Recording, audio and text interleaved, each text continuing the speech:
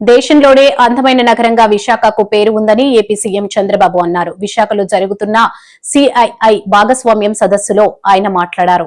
ఈ సదస్సుకు 72 దేశాల ప్రతినిధులు వచ్చారన్నారు. దేశానికి గేట్వేలా ఆంధ్రప్రదేశ్ మారుతుంది అని అన్నారు.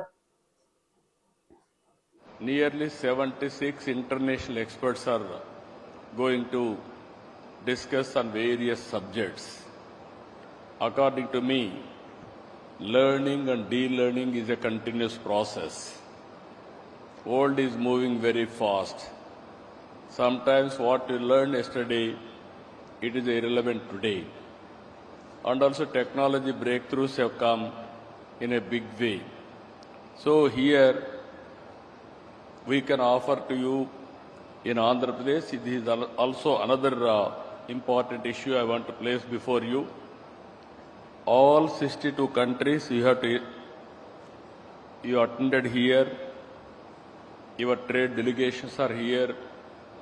If you can invest in India, in turn, all of us, even from India, will invest in different countries. That is the biggest harmony we can establish. We can understand each other, we will respect each other, and also in future we will live together. According to me, today we are seeing geopolitical situations. Even to maintain harmony, this is one way all of us has to work together. Even there are developing countries, there are developed countries, even small countries are doing extremely well. Even Singapore, even Dubai, their population is very small, but their best practices and also their achievements, if you can see, yes, recently I was in Dubai. They are planning very soon, within 1 year time, drone taxis. That is how things are happening. Even Singapore, from the beginning, they are helping us so many things. Even Amaravati master plan, they have planned extremely well.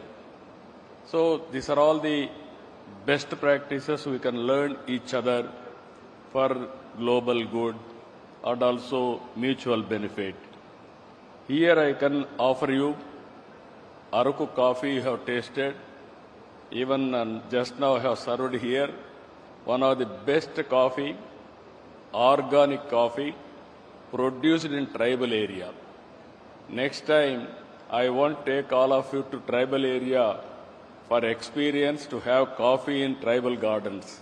That is coffee gardens itself, we can have coffee. It is not far away, 1 hour. We can have a break and then go and, or otherwise one evening, we can have a dinner in that area. And also if you can go through, we are very strong in aquaculture, horticulture. There we are going to produce our products with certification and traceability. That is how we are moving. Anybody wanted to learn natural farming, they can come, or otherwise you are doing better than us, we are prepared to learn from you. Green energy, this is a big breakthrough. Environmental sustainability, even microgrids, we can plan it. And also next level, we can go for green hydrogen, ammonia, and so many developments, we can work together. And also minerals, it is a new area.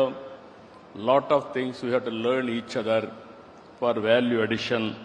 Even rare earth minerals are available in Andhra Pradesh. Anybody is having new technology or new ideas about it, we are prepared to work with them. This is another area. Ultimately, tourism. It is a big area.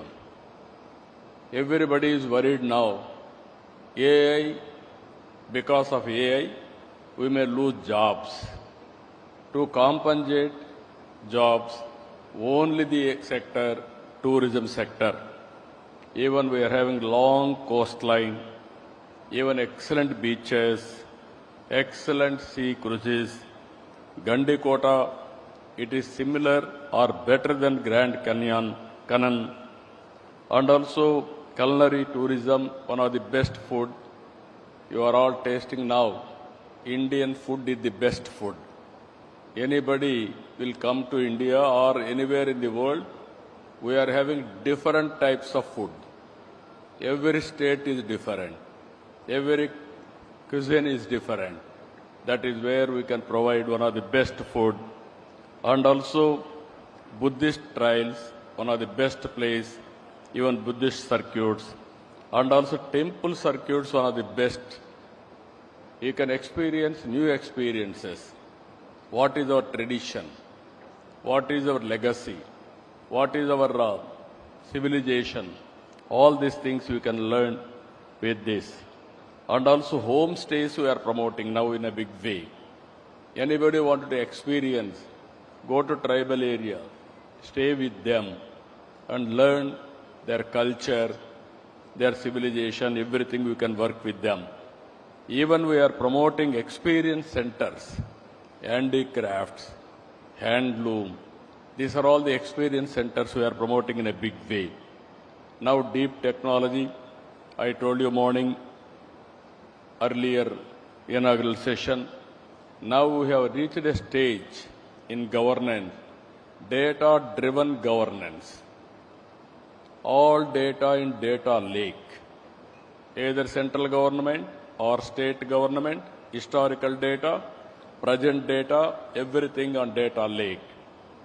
Then we are collecting real-time data, rainfall, temperature, humidity, groundwater, reservoir water, you name anything, around 45 parameters we are collecting real time through satellite, drone, CCTV cameras, sensors, everything.